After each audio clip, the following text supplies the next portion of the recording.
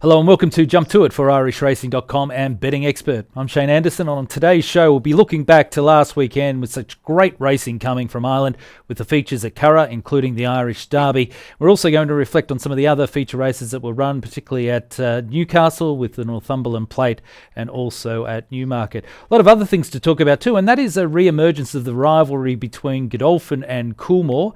We'll also have some touch points around the programming issues with only a 4-horse field now being accepted for the Group 1 Eclipse Stakes this weekend.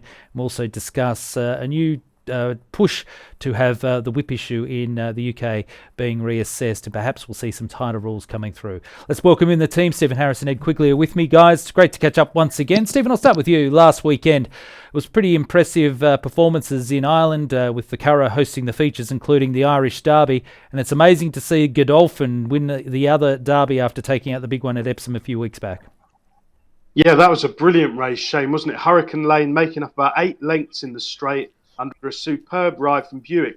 It did look like Dettori had stolen the race on Lone Eagle, but Hurricane Lane really put his head down and got up. I thought that was a brilliant performance. But of course, the race, Shane, you'll know, high definition. What a bitter disappointment he was for all those sectional time followers.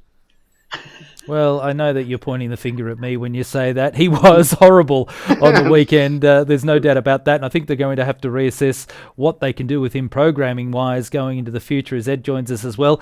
Ed, there's something about that meeting, though, in Ireland, off the back of Royal Ascot, where we go into the Irish Derby and the Pretty Polly, which is a big feature race for the Fillies and Mares. It's become quite a special program, and I thought the depths of field across the board last weekend were really strong. Yeah, absolutely. It was terrific racing, wasn't it? Across the board. Brilliant winding run from Hurricane Lane to get the job done. Interesting where they go with him. Charlie Appleby was kind of pushed in the aftermath. The Ledger looks the obvious target for me because all he looks to me is like he stays, but you'd almost say he probably deserves a crack at maybe the Arc or something. So lots to consider with him going forward. High definition.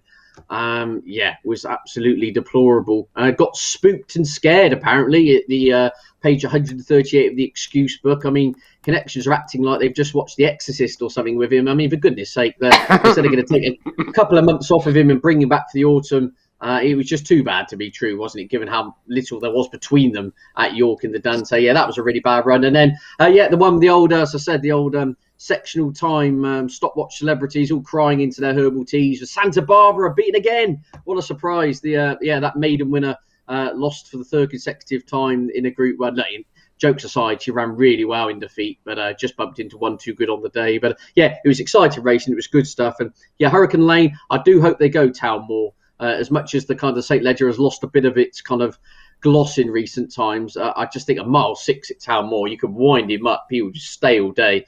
He would take a lot of beating there, in my opinion. All right, we'll talk more about that shortly. It's time for the news of the week.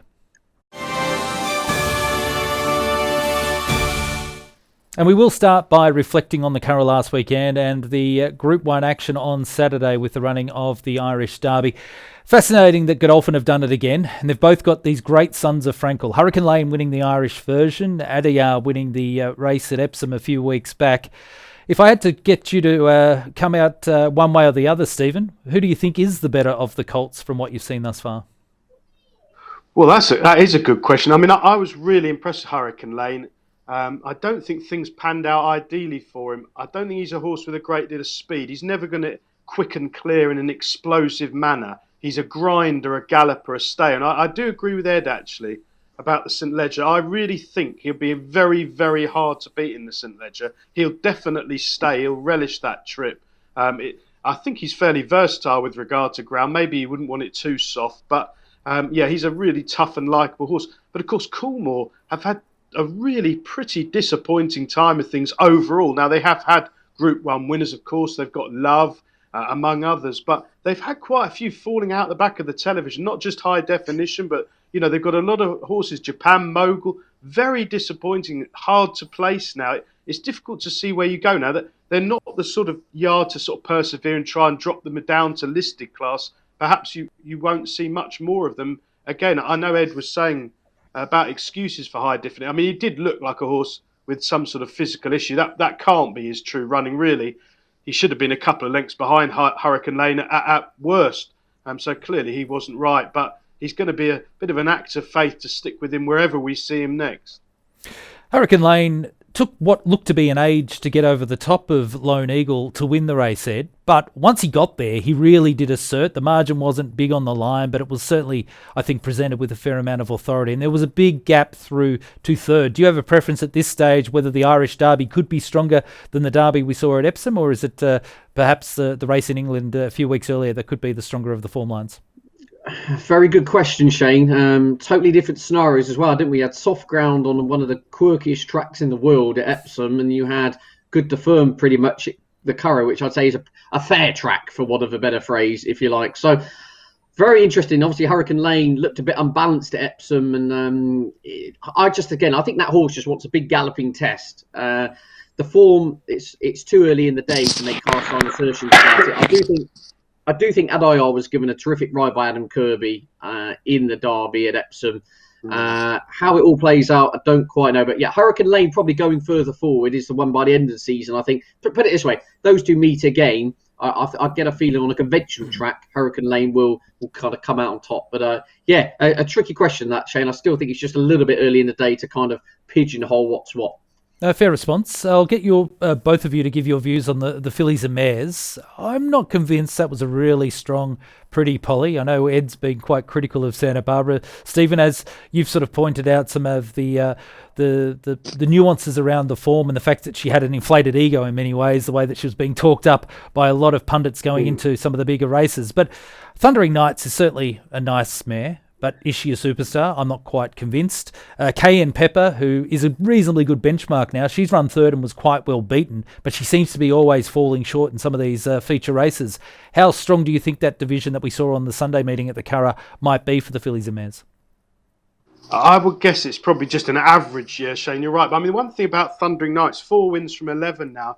This run the other day was 23 days after coming back from Belmont. I mean, she must be a hell of a tough performer to get the better of that scrap with Santa Barbara. I mean, it was a terrific race. I thought the one to take out of the race was probably the third, Cayenne Pepper, who I don't think was seen to maximum effect. Never really landed a blow, but finished with running left. Very well back favourite, actually, 11-4 favourite. The market was fascinating before the race.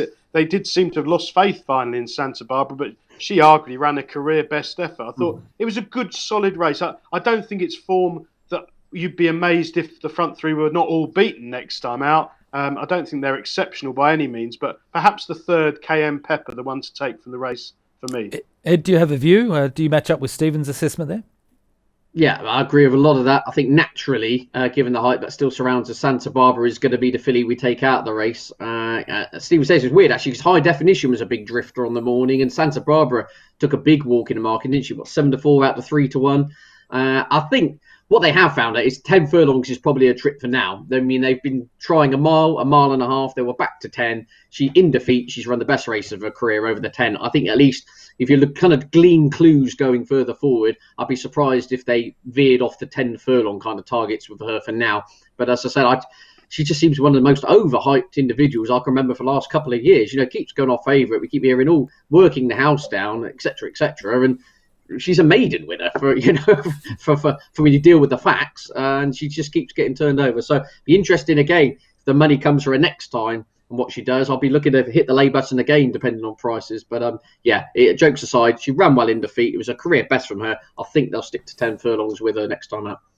Stephen, when we look back over the last 20, 25 years or so, it has been phenomenal to see some of the big clashes between Godolphin horses and the Coolmore horses. And we've got this season, particularly in this 3-year-old division, Coolmore's won the classics, particularly some of the bigger races in France. They've certainly had success at Group 1 level in Ireland.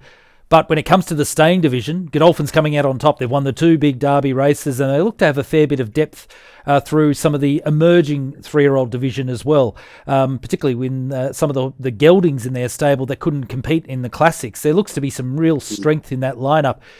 If I ask you to think ahead a few months' time, once we get towards the end of the season, do you think Godolphin will be coming out of top of Coolmore this year, or will Aidan O'Brien and his team be able to fight back and perhaps wrest some of the bigger races away? That is a very difficult question. I mean, the thing with Coolmore is they've got so many horses, and it's a production line, isn't it? There's no shortage. There'll be another 300 along in 6 months' time. So they I've got a numerical advantage over Godolphin. I mean, I think actually, Shane, is very good for racing this, because one of the things that's gone wrong in racing, and it's a flipping long list to be truthful, is that the monopolisation of power into Coolmore's hands has not been good for racing. It's no good for punters. I mean, nobody's got a clue what's going to run until 48 hours before the off. You'll get more information out of MI5 than you will out of Coolmore. It's a top secret thing that's run for the benefit, quite understandably in a way. We had this discussion the other week, but it's run understandably in a way for the people who pay the bills, which you can't argue with, really. They're very, very big punters, some of them, and that's what they absolutely love doing, is getting one over on the bookmakers. And I think from a sort of purist point of view, if Godolphin can compete and win these top races, then I think that's very, very good news for racing. Whether it lasts or not is another matter, but they have got some really nice 3-year-olds this year, and they're certainly winning the big races. As I say, with Hurricane Lane, I'd love to see him go for the St Leger, because that could be a really good race. Yep. Ed, what about you? Do you see one of the major business units in racing, and that we call them, they are massive industries in their own rights, Godolphin and Coolmore, because not only are they breeding horses, they're selling horses, they're buying horses, they're racing horses, they tick all of the boxes, and they're employing hundreds, if not thousands of people globally.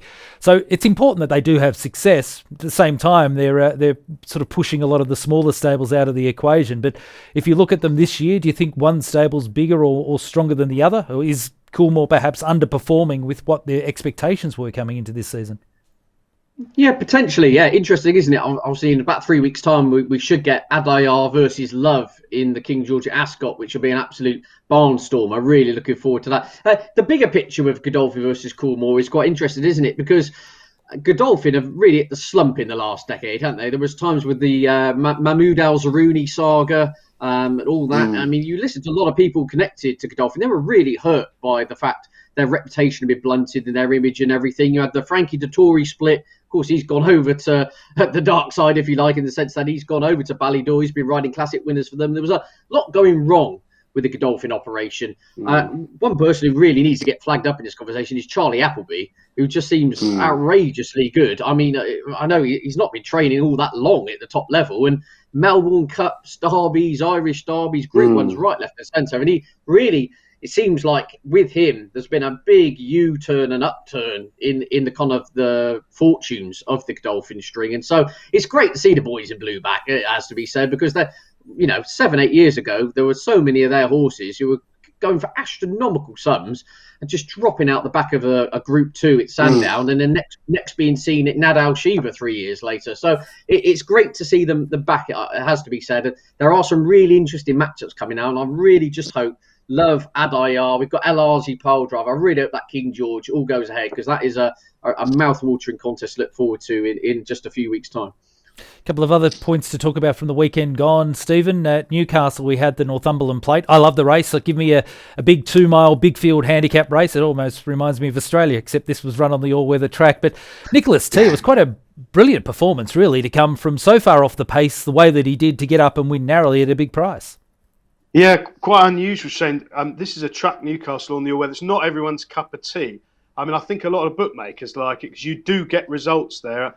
I do think it's got quite a randomised nature where the pace is, and there's often a big track bias one side, t'other, or the pace does usually hold up. It's very hard to come from off the bat. But Nicholas T, I think he was nearly last turning for him. He came from miles back and sustained the run, and he showed a terrific attitude. I mean, it was a career best performance. He's been around for a long time, Shane, like all of us, but he's not. It was a pretty amazing, and it's good to see Jim Goldie winning a big handicap as well, especially in the north.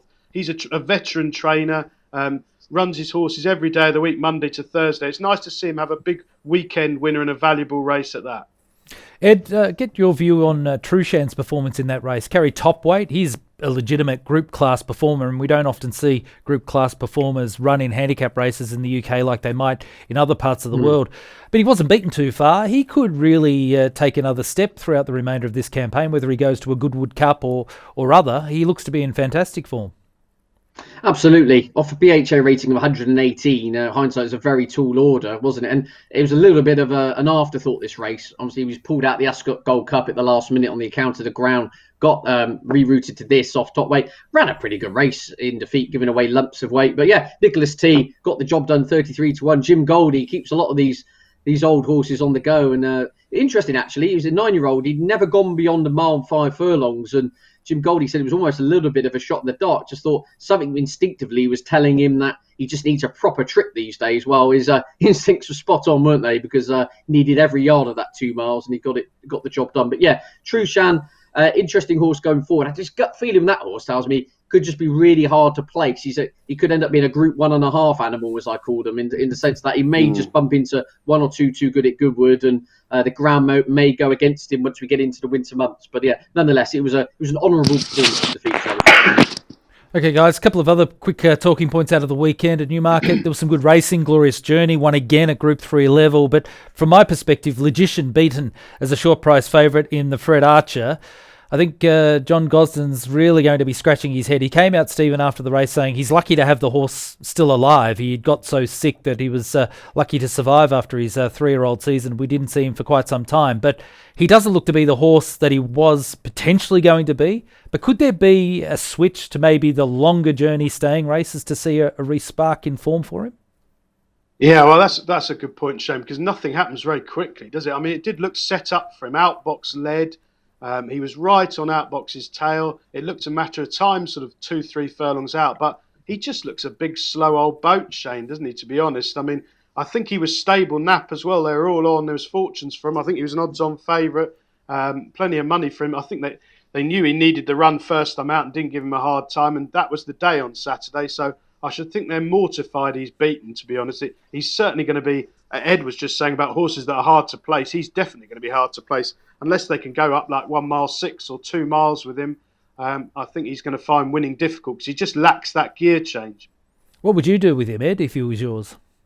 Look, I think it's evident the old fires don't burn. And obviously those privy to the horse and closest to him know a lot more than me. But if you're asking me what I'd probably do, I would throw him in a marathon kind of test, see how they get on, throw him in the Cadran or something and see what happens. Otherwise, retire him. I mean, he's kind of running on borrowed memories a little bit, it seems like now, doesn't he? He just doesn't look the horse with the old spark he had.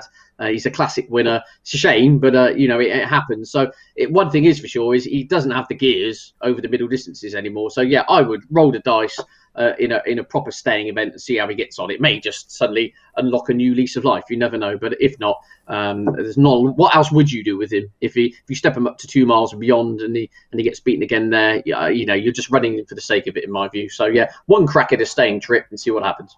Guys, let's talk on about some industry issues, and we'll start with the whip consultation. The BHA is now progressing another round of consultation, which they're suggesting there will be further reviews coming. Now, I find this fascinating because you've got quite a group in racing who thinks that there should be no further changes made to the whip rules because the whip is more of a persuader. It's not an old-fashioned whip which would cause pain. There is no pain to the horse in the use of it. It's there to guide.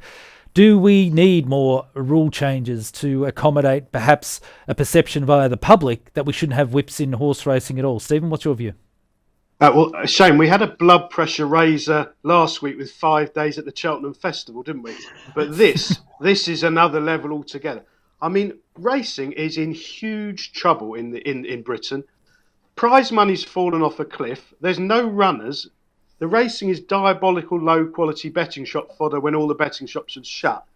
And all the BHA can talk about is something which is of absolutely no interest to 99.9% of the population, let alone the racing population. People who know horses and know racing almost overwhelmingly believe the whip is needed. As a corrective aid, particularly in jumps racing, you definitely need it. Nobody's whacking horses, marking them anymore. There's probably a transgression like that once a year now. We've got the odd culprit like Luke Morris's whip action perhaps does need tinkering with, but that's for another day. But this is just inviting trouble in, completely unnecessary, a waste of time. People who are earning 150 grand a year are now going to spend the next 12 months pontificating about something that is completely irrelevant and probably very damaging for racing. Absolute madness. There is, Ed, a broader view where racing has to continually fight for its social license, particularly as the way the world and community aspects to animals being used in sport in particular remains a hot topic. But this issue around the whip seems to just become regurgitated back into the cycle, the news cycle, every 6 months or so. I know that there are certain groups in the media that love using this as an angle to discuss, and it creates broader content, and we're talking about it today, so it's certainly got a response in that regard. But at some stage, surely the industry needs to say, we've done everything we can, the whip needs to be used, and it's going to be used in the most appropriate way, and we're done and dusted with it, or they just wipe it out completely. They're going to have to action this, because otherwise we're just going to continue to be talking about this ad nauseum. Absolutely. Yeah. Now, if I get bid on this, that the rules, right, at the moment, in terms of the permitted strikes, so is it 8 over jumps and 7 on the flat? This would be the issue I'd focus on. That the rules as they stand are very kind of middle of the road. I don't think anyone's really happy with them. They're almost set to appease everyone, and in the end, no one goes home happy, in the sense that if your connections of the runner-up to a horse who breaks the whip rule, the jockey breaks the whip rules, he gets a 7-day holiday, lies on the beach drinking margaritas, the connections still win the race, and the horse doesn't get thrown out. Now, I agree with you. I think something's got to come in here where you go one or two ways. Now, like John Frankham, for example, says you do away with the whip altogether. That's his view. You've got someone like Ted Walsh who says people have backed themselves into the corner by setting permitted number of strikes. That's gone down the wrong road, in which, coming back to our old chat, Shane, it's all about us having these stewards in a VAR setup, centralised stewards. Each incident should be kind of viewed individually. There should be a body of experienced racing professionals who can make a judgment call on each individual occasion. Because at the moment, you've got this middle ground, which doesn't suit anybody. I think you either do away with the whip altogether, or you start bringing in draconian rules where you've got 7 strikes. If you strike the horse 8 times, you just lose the race.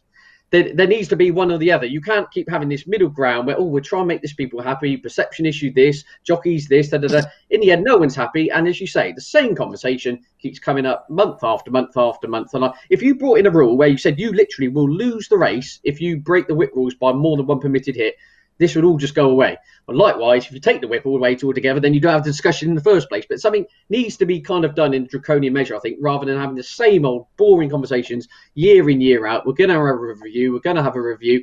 Nothing really changes. And as you say, we're still having the same conversations now we're having a decade ago. So in answer to your question, I'm more with the Ted Walsh kind of factor, which ties into our central stewarding kind of issue. There needs to be a body who sit in a room with videos. Look, if perception does come into it to an extent that does it look bad is the first port of call. If you've had a horse, they're flight animals, you said they've been hit with the whip 11 times. Does it look overly bad? What was the scenario? Did the horse need to be corrected for safety measures? It's all very well just going, right, you're 1 strike over the permitted limit, that's it, job done. There's so many different scenarios. There's kind of grey areas, which I just think it would lend itself more if you had like this central stewarding committee who could look at everything from a big, a kind of afar, rather than just going to these outdated rule books and then just abiding by them. We saw it with the Jason Watson scenario, going off a little bit of a tangent. There needs to be some bit more fresh thinking, and I think, and we claim we're having fresh thinking. It all gets debated again, and we just come back to the same kind of answers. Nothing really gets done. So yeah, I just think that they need to start putting the foot down and actually making some decisions. And yes, they're going to be unpopular one way or the other, but what I'd argue is it's not really satisfactory now, and it's not really popular, and nothing really gets solved. So it's we need a separate show for this, but I think something does need to be done. I agree with you. The big concern I've got, and we'll move on to another topic though, but the last point I'll raise is that they've got a 15-member steering group made up of prominent people in the political environment, media figures, and of course racing officials. But quite often in these processes, once political people get put into a consultancy like this or a steering group like this, you know that the conversation will always keep being recycled because of the views of how politicians want to position themselves, particularly when it's coming up to election and so on. So I think if you start getting political appointees to these groups, whip is one issue. It'll then lead to conversations about should jumps racing continue or should racing continue. Exactly. That's the problem that I think potentially could come out of this. I want to talk about programming though, because we've got a massive issue from my perspective, even though we potentially have 3 of the best horses in the world lining up in the Eclipse Stakes on Saturday at Sandown. It's a 4-horse field for a Group 1 race. I think that is a fundamental programming failure. Stephen, what's your view? Well, the Eclipse does tend to attract small fields. I doubt we've had we've not had a 20-runner Eclipse since, you were a boy, Shane, probably. But it's just that stage of the season, isn't it? It's between Royal Ascot, Glorious Goodwood. It's too close to other things. That being said, 4 runners is an absolute disaster. It'll still be a cracking race between the 3 of them. I mean, the Rag looks 50. I can't see that being involved. It's got 2 stone to find. But the other 3 of them, it's a fascinating race. But you really do want at least 8 runners from an industry point of view in terms of generating money. What will happen from a bookmaking point of view in this race on Saturday morning, the biggest race of the whole weekend, with the England match, it's going to be a massive betting day for the sport. Is the bookmakers will bet to about 92% on it, which is wonderful for punters. You know, Bet 365 will be top price the favourite. Some will be top price. They won't get near 100 on it. So it's wonderful for punters in that regard, or professional punters. But a lot of recreational Saturday punters will just look at it and think 3.5 runners. I don't want to play 5 to 4, 6 to 4, 4 to 1. They just won't have a bet. Okay, there's a million handicaps. There's far too much racing is another point, but it's not good for racing. Coming back to what we were saying earlier, Shane, about monopolies, when all the power is concentrated in so few hands, Aidan O'Brien, I mean, fair play to him, he often does run 4 or 5 horses in the same race, but he's under no pressure. He's got his runner, St Mark's Basilica. There's 4 runners. I'm amazed he hasn't run a pacemaker. We were just saying that is an extraordinary decision. If they crawl round, I can't imagine it's going to suit St Mark's Basilica particularly, or any of them for that matter. But no, it's not good for racing. I'm not sure whether it's down to planning. There's not a lot you can do with it unless you don't have any group races between Ascot and Glorious. There's too much racing. There's probably too much group racing in Ireland, is the truth. But I think that is part of the conversation that needs to be really discussed in depth, Ed, across the industry, is that, okay, they've had this race positioned here for quite a period of time. And yes, we've got 3 outstanding horses facing the starter in a small field of 4. But why are so many horses rated 110 plus? So from 110 up into 120 plus, why are they avoiding this race? What is it about the programming schedule that says trainers don't want to run here? Unless they can get that sorted out, we're just going to have this cyclical scenario where we end up with 4 to 7 or 8 horse size fields for what should be a true championship race run with significant prize money in an era where everyone's whinging and whining about there not being enough prize money opportunities. Yeah, absolutely. Now, the one thing I'd take from this is the critics of the National Hunt season will say the whole season revolves around Cheltenham. Therefore, you get small fields in the build-up. Everyone's cotton-wooled, and they come into Cheltenham as the be-all and end-all. Okay, fair enough. I can understand that viewpoint. We've got a flat season, and now we've still got the same issue. So, and when you look at the flat season, it doesn't really have an end-of-season target. I mean, Champions Day is a faux Champions Day, isn't it? It's October on bad ground. The flat season's sprawly. You've got Ascot, you've got Goodwood, you've got the Art meeting, you've got the Ebor meeting, you've got the Dante meeting. There is no kind of Cheltenham focal point at the end of it, and yet we've still got the same issue. So I agree with Stephen. It's just too much horse racing. It's ridiculous. You can call anything a Group 1 now and just throw it on the terrestrial television and everyone goes, oh, fantastic. Like, it just seems to be there's too much racing. There needs to be more concise racing. I think personally to have the Eclipse, Royal Ascot, Glorious Goodwood within 4.5 weeks of each other or whatever, it's just too much. There needs to be more of a kind of a focal point. If it was me, I'd probably look to try and restructure when these meetings are held rather than the actual races themselves. And as Stephen says, quite rightly, the Eclipse, just by the nature of the timing of it, is falling in this lull in between Goodwood and Ascot, where there's a few horses who've kind of burnt their bridges at Royal Ascot and are tired of waiting for Goodwood and Targets Beyond, and those that are being held back for you've got a King George in only 3.5 weeks' time. You could argue Love could be in the Eclipse, and so could a couple of others in there. Pile Driver could easily run in the Eclipse. So there's just too much going on at once. I think that's the bottom line. I think we overcomplicate it. If these meetings were more spread out and there was more of a kind of emphasis towards a target, I think it would at least make some sort of change to get double figure fields. But ultimately, my final point on this is, from a purist point of view, I'm not actually that bothered about there only being 4 runners. I know that's probably an unpopular view. I think I wouldn't want to pad it out with 5 or 6 other Group 3 horses in there just to say, oh, we've got a 10-runner race on the Saturday.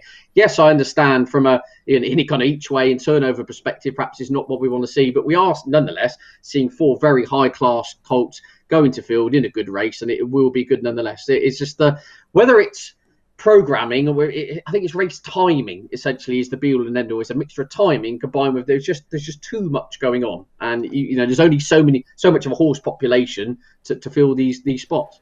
The one thing I will say, and this will be slightly provocative and coming from an Australian, where we will have in a spring carnival, let's say through Melbourne, over a period of 3 months, you will often see horses race 8, sometimes 10 times in a 3-month period as they progress towards their targets, whether it be a Melbourne Cup, a Caulfield Cup, Cox Plate, whatever.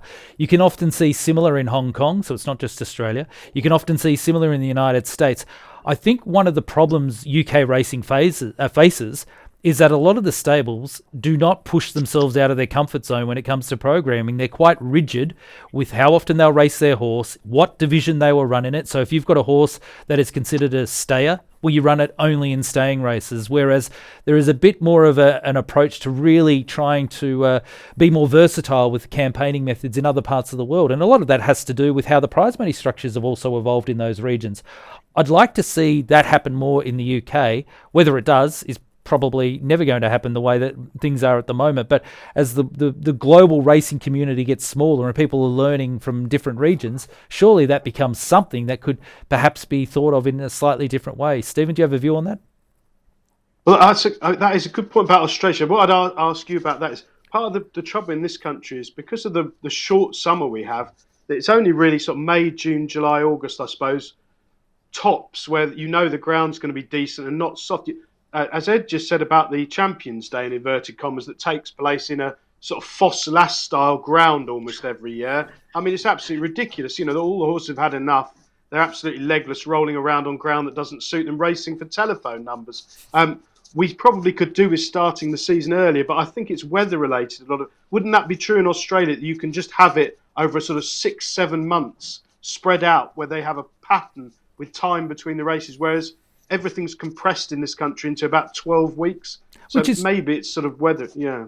No, but it's true. There's certainly going to be factors in that. But you can still run a horse more than 4 or 5 times throughout a racing season. And particularly whether, Ed, and from your perspective, off the back of what Stephen's just said, you've still got feature races in the UK starting in April on the flat, and they're concluding in November with the last of the Group 1s. It's still a huge chunk of time for horses to be lining up on multiple occasions, being managed in a different way than what they currently are, where you're just not seeing them and you're not seeing them compete against each other enough.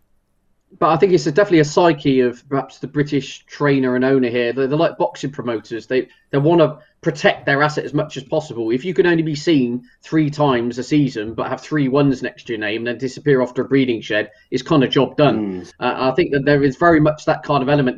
The fear of defeat is, people forget, Muhammad Ali off the top of my head lost 8 times, but no one ever remembers that, you see what I'm saying. He was a great. But I think it's very much it's a safety first kind of episode here. Listen to John Gosden. I'm not big at John Gosden. I'm just saying he's made a point of Palace Pier.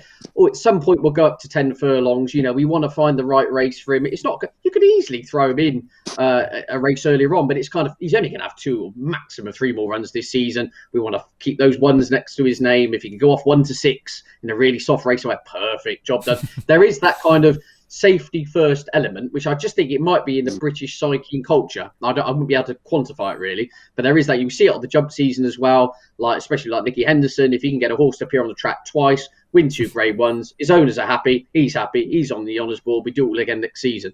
No interest in running the horse 7 times, especially on bad ground, coming 5th. It almost dents the reputation more than enhances it. And I think that is just, maybe it is just a British cultural psyche, whereas the Australians, especially like yourself, Shane, much more gung-ho, get stuck in. I think here we're very much like to just sit on the fence and just protect reputations. That may be something in that, I don't know. Oh, it's boring. That's all I'll say on it. Let's, on that note, talk about the upcoming races for this weekend. And a beautiful segue talking about race programming, because the big highlight race of the weekend is the Group 1 Coral Eclipse. And this is at Sandown over 10 furlongs, 2,000 metres, or a mile and a quarter, whichever way you want to go. And we've got a field of 4. Adayar, William Haggis and Tom Marquand lining up as we've got the field courtesy of IrishRacing.com. Currently you're at 7-2 with Bet365. Mishrif, who's got outstanding form lines around him at the moment for the Gosdens and David Egan, currently 6-4. Eldrama's the outsider of the field, the roughie at 25-1, Roger Varian and Andrea Azzini. And then we get to St. Mark's Basilica, the Group 1 star colt for Aidan O'Brien and Ryan Moore, currently at 11-8. Fascinating race despite the small field here, Stephen, and The best thing about the three big guns in the market is that the form around them is ridiculously strong. They've got winning form around them. And that's going to make this, I think, a tactical, highly interesting race. But from a betting perspective, perhaps a little bit hard to work out.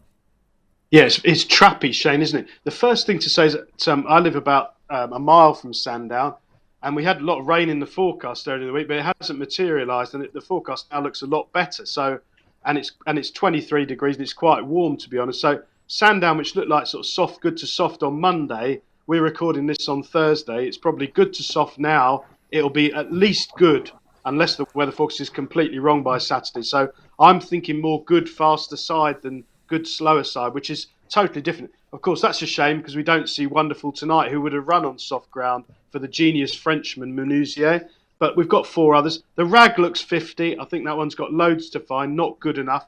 The top one, Adayar, well, the market will be interesting for this one. It hasn't run since April. That was over in Australia. So what's that going to have left a mark? Most of his form is on softer ground. He's 7 years old. I mean, he's got a terrific career record. But if you look back through it, he's always avoided faster ground. And I know William Haggis will be terrified about the ground drying out. So while I think he might lead, or the Rag might lead maybe, I think he might be the weak link in the chain. So it looks a match. I prefer Mishriff just because I think that form, when it won at the El Shima, that was an unbelievable run. He got a terrible trip, very wide, right up on the hammer for the final 3 furlongs. And he kept pulling out more. I thought that was an exceptional run. It's hard to compare the form. We know St Mark's Basilica won a muddling race in France where a blanket covered the first 10 home, but it's a fascinating. It'll be tactical. I think Mishriff's got by far the best form and is clear favourite. But I think the market will be interesting. We haven't seen Mishriff for a few months since that win in Riyadh, and we haven't seen the top one for a few months since Australia. So you'll get a very good clue with market strength in this race as to what condition they're all in on the day after a few months off. I suppose St Mark's Basilica is the now horse who's fit with less to prove with a recent win on the cards. But I did think Mishriff around 13.08 was a pretty good, a very fair price. Yeah, it's a really good point you raised there. What about you, Ed? What's your assessment of the race? Yeah, fascinating race. I pretty much got it as a match. Interesting what Stephen's saying about the ground. You know, I mean, I'm Michael Fish at the best of times, but it's officially soft on the sprint course at the time of recording. Good to soft in places, but yeah, the weather does seem to have done a little bit of a U-turn, and generally it's only going to dry from here on in. I don't see it getting absolutely rattling by Saturday, but I think something around good ground will be fine, which I think by and large should probably be okay for St Mark's Basilica. I just got this issue with the fact Mishriff has been off the track for a little while. The same with William Haggis's representative. St Mark's Basilica obviously beat Poetic Flair in convincing fashion over in France, albeit in a bit of a muddling contest. That form has worked an absolute treat with what the Jim Bolger horse did at Royal Ascot. But the biggest factor out of all this, which we haven't touched upon, and I still think, again, this is another one for another show, another day, is the weight for age here is absolutely bonkers. He's getting £10 here from Mishriff. And again, I've had this chat before. I mean, who's to say a 4-year-old becomes £10 better than a 3-year-old? You know, horses deteriorate. I think that is, 3/4 of a stone is a lot for a 120 rated horse who rides over the back here of back-to-back Group 1 wins. I think he's got a nice turn of foot. I've got it a match bet between the top two. I think Mishriff's a wonderful globe-trotting horse.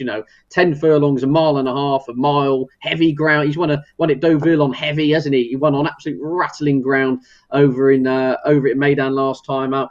Wonderful horse, but on the back of an absence against a race-fit Group 1 winner getting £10, I'd be swaying the way of the Aidan O'Brien camp here. That's a good push, and you make a really good case. From my perspective, I think Mishriff, with the strength of the win through Dubai, with the runner-up and the third-place getter, both subsequently winning Group 1s, one in Hong Kong, one in Japan, it just, to me, might be the strongest piece of form. The only other point I'll raise out of the race is, I mean, Sandown is quite a quirky track. It's not a straightforward track. Not every horse appreciates Sandown, and the only runner that's got winning form who's been to Sandown is Adayar, and he will be on speed. So I think it's going to be, despite my misgivings of it being only a small field race at Group 1 level, I think it will be a fascinating contest. What else do you like on the Sandown card, Stephen? Is anything jumping out at this stage? Yeah, I think there's a couple of really good bets, Shane, actually. In the 150, which is a 5-furlong sprint. Now, Sandown, the sprint course is up the middle of the track, across the middle of the track. Often play golf there. Lost a few golf balls on there, but that's for another day. But I like Stone of Destiny here. Now, this one ran in the King's Stand at Royal Ascot. I'm watching it back this morning. It could be one of those you're sort of drawn to for the wrong reasons, because we know in that King's Stand they went an absolute mad gallop with Batash and all the others in the race going very, very fast in the midsection of the race. And maybe Stone of Destiny was flattered, but he did run an absolute blinder. He's finishing like a train there. Well, Sandown is a tricky course. They can go too hard here quite often and stop in the last half a furlong when that hill really bites. It's a very stiff uphill finish. Oisin Murphy's booked for Stone of Destiny. I see he's 14-1 at the moment. I think that's too big a price. I mean, it'll be a hard luck story. He won't get any run and he'll finish 7th and I'll be crying. But I think you're getting a very big price about a horse who's going to be flying in the last 100 yards. And if he sees a bit of daylight, I think he'll go well. And the other one I like was Pythagoras in the 225, who's another Royal Ascot form line. Richard Farr, he's put up Paddy Mathers, take off a few pounds, which helps. Pythagoras run over a mile 2 at Royal Ascot behind Fox's Tail. And if you stop the race sort of 3 out, he was absolutely cruising and looked like he might win, and he didn't get home on soft ground. He's back to a mile on better ground, hopefully, at Sandown. Again, he's a double-figure price. I think he'll go really well. All right, a couple of nice ones there at odds, and you've been in fantastic form, so we've got to stick solid with you there, and we'll talk more about that in the tips of the week coming up. Ed, what about you? Is there anything else standing out at Sandown on Saturday for you? Absolutely not. No, no. I'm powder dry on the rest of the card. On honest with you, I thought it's a really trappy contest. As Stephen says, the sprint track at Sandown would not be a place I'd normally go to for a bet, especially with that dreaded draw bias there. But yeah, no, sitting out the rest of Saturday at Sandown quite happily and just enjoy the action. All right, let's switch our attention briefly to Haydock with the running of the Group 2 Bet365 Lancashire Oaks over a mile and a half. For the Fillies and Mares and Alpinista for Sir Mark Prescott, Luke Morris at 9-4, Barani Star is at 10-1, Caballetta's also at 10s, La Luna at 11-1, Mackawee, David O'Meara, David Tubthorpe at 14-1, Tribal Craft at 6s, Dubai Fountain for the Johnston team at 5-1, Lady Hayes is at 11-1, Mystery Angel is at 11-2. So a field of 9 for the Fillies and Mares feature. Stephen, it's a race I've actually had a bit of luck in over the years. I do quite like this as a betting race. What's your thoughts? I think Alpinista's the standout one here. I think she needed the run when she reappeared and scrambled home at Goodwood in a small field. That's not what she wants. It was a tactical, messy race, and she was all out to win right on the nod under a typically strong ride from Morris. I don't think she was 100%. She should be a lot fitter. She's a relentless galloper. I think Haydock will suit her a lot more than Goodwood. I suspect she'll get a positive ride, perhaps front running, and will grind them into the dust. I think she's 5-2. I think that's a fair price. She's held in the highest regard, and she's only had 3 runs over a mile 4. So she's unexposed over middle distances with loads more to come. And Prescott's horses, after a typically slow start, are now running well. And I think I like sticking with his horses. Sometimes they win unimpressively and get written off a bit, but they keep improving run to run, and I think this one will be the same. All right, good push there. What about you, Ed? Interesting race this, because on official figures, she's got stacks in hand over rivals. You know, she's got £10 and upwards. Obviously, she's got to concede a bit. But the big issue here just would be the ground. That's the only thing. I think it's officially good to soft at the track. There are a few showers around. Would it be the biggest shock in the world if they pulled her out? Only for the fact that the 2 times she's encountered ground with the word soft in it, she's unplaced on both occasions. All the wins, one's come on officially firm, good to firm, and good to firm in places on the other 3 occasions. So she's clearly a top of the ground filly. She's got loads in hand on official ratings. In fact, she should be a lot shorter the betting on my tissue based on what she's done and if she gets her conditions. Just that would be my fence sitting kind of angle at the moment. Just keep your eyes on the weather and play late. If the rains did arrive, would not shock me if they pulled her out and waited for another day. But on fast ground, she would take a lot of beating, and I think she'd be going off nearer even money personally. Yeah, it's a good push, and you make a strong case there too about the weather. For mine, I don't mind Tribal Craft and La Luna as 2 bigger price options in that race, but that's the Group 2 Bet365 Lancashire Oaks. All right, it's now time for the tips of the week.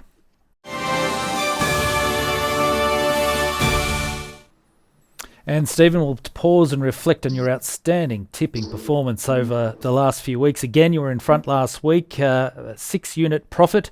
with Hurricane Lane coming out on top, winning the Irish Derby for you. You're now currently 78.5 units ahead.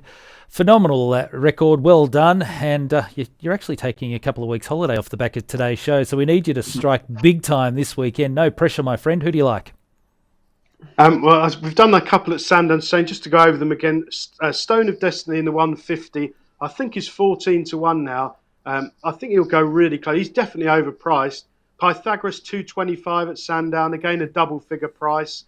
Not wildly confident, but I think that is a few points too big. And my betting expert nap of the weekend is Mishriff in the Coral Eclipse. I don't really fancy Adayar if the ground dries out, which it does look like it will. The rag looks a million. I think Mishriff can give away the weight to St Mark's Basilica. All right, so we've got Stone of Destiny, Pythagoras and Mishriff there from Stephen. Ed, give us your assessment now as we have a look at your performance from last week. And, we're marginally down last week, but you had a few that didn't fire and one that didn't race. So you're still well ahead, though, 15.5 units ahead in the profit region. So good work by you. Let's go through your tips for this coming weekend. Who do you like? Yeah, indeed. Yeah, a bit of a write-off last weekend, was it? Just very quickly on that Clemento. At the time I tipped him, the ground was good to firm at Cartmel. It was 11 a.m. So an hour before we recorded the show on the Thursday, it was good to firm. By 11 a.m. on the Friday, it was waterlogged and abandoned. A month's rainfall in 12 hours. That was that one. But yeah, indeed, this week, St Mark's Basilica. I think the £10 I think is a huge factor. Officially rated 120. That's a massive swing. I think he'll take a lot of beating. Essentially, as I said, I agree, is a bit of a match bet in my view. John Leaper, of course, ran in the Derby, looked a big non-stare, arguably wasn't given the best of rides either. Back down to a stiff 10 furlongs on Friday in the Gala Stakes. I think that'll be absolutely perfect for him. Ironically, Adam Kirby back on board as well. I think he can get the job done there. One of the most impeccably bred individuals in training. Obviously, in regards to horses, family advantage doesn't always get you everywhere. But in the case of John Leaper, I think it will. He's a class act. And then we're back over the jumps. This will do nicely for Jamie Snowden. So either going to run it Market Raised on Sunday or Worcester on Monday. Keep your eyes out for that one. This was a horse that, in his hurdling days, was pretty smart. He chased home Dashel Drasher at Cheltenham once upon a time. Of course, that horse has gone on to be a Grade 1 winning chaser. Had his injuries. Had a couple of spins over hurdles to get fit on the comeback trail. Now goes back over fences off a mark £11 lower over fences than his peak hurdle rating. So he's only 7. It's not like he's a washed up 11-year-old. So he's definitely got mileage off that mark based on his old hurdling form. And I was hoping you might get kind of 7-8-1 about him on the tissue I've done for the race. So yeah, 3 for the weekend. Nothing at any really fancy prices or long shots. My powder dry with those. I'm leaving those 20 runner guess ups for Stephen to pick the winners off. But no, it's good racing nonetheless. All right, good stuff there. We have a look at my performance last week, and well, I struck out. Oh, Logician. Logician, utterly painful. He's a little like me. He's got a big opinion of himself, but he's living off past glory. So I'm not sure I'll be tipping Logician again. And the other one, High Definition, who was flatly disappointing. Yes, he got that little bit of interference, but he was beaten 100 yards, and I won't be tipping him for quite some time. So I'm behind the 8 ball here, but I'm going to fire back. I've been down before, and I struck back with glory. And I'm going for one at a big price. My old mate, Accidental Agent, is stepping out currently at 25-1. I think at the each way in the Coral Challenge, at a distance he relishes. From a handicap perspective, on his overall ability, I don't think he's harshly treated compared to some of his rivals. So I'm having 1 unit each way on Accidental Agent at 25-1 at Sandown in the Coral Challenge. I'm having 2 units the win on Nazuna, who I thought ran really well first up at Epsom. She runs in the Coral Distaff. I think she's one to watch throughout this season. I think she'll get better with each and every start, and I do like her quite a bit. Currently it's 7-2 to win with bet 365 for the Distaff. And then the big one, the Coral Eclipse. I have gone in the direction of Mishriff, currently at 15-8 with bet 365. I'm going heavy, 6 units a win, and I think the form around him is so strong he's going to be impossible to deny. So with that, a bit of luck, I'll be back in form and back in profit come next week. All right, Stephen, quick word from you. What are you looking the most forward to this weekend, and before you take a nice little break for a couple of weeks? Well, I'm looking forward to Mishriff. I do like the Coral Eclipse. It's a really good day's racing to go normally. I mean, I must admit it's been slightly tainted by the small field, but still, there's 3 high-class horses on show, and it is a very competitive card apart from that. With the fields are actually okay apart from the big race, so a cracking day ahead. A quick word, who's going to win the Euros? I think that the bet, actually, caught me there. I think the bet is 0-0 on Saturday, England-Ukraine. I can see it 14-1 chance, Shane. That is a big prize. I want England to win just so Denmark can knock them out in the semis. What about you, Ed? What are you looking forward to the most this weekend? Absolutely, yeah. Well, we've got Newton Abbott. I've got to clean the barbecue. And other than that, no. Really looking forward to Sandown. Always a great card. When I used to live out southwest London, out in Surrey, and used to go there quite a bit for this meeting. Yeah, terrific day out. Looking forward to that. Generally quite a quiet one on this racing front. We touched upon it, a little bit of a lull between now until we get the King George. Just going to enjoy Sandown and just look forward to that 0-0 draw when Ukraine part the 11-man bus on Saturday evening. Good luck to both of you. Great working with you, Stephen. Take a well-earned break. You deserve it. You've been in fantastic form. And Ed, I'll look forward to seeing you next week. Thanks, guys. There we have it, the latest edition of Jump to It. It's all courtesy of irishracing.com. Vincent and the team do a fantastic job. You go there for the best in form analysis, of course, great news, opinions and betting information each and every week for racing in Ireland and the UK. And of course, Stephen Harris with his bettingexpert.com tips. He's got a best bet and a value bet each and every day for racing in the UK. And his form over the past few months has been simply astonishing. Hope you've enjoyed today's edition of Jump to It. We'll see you next week.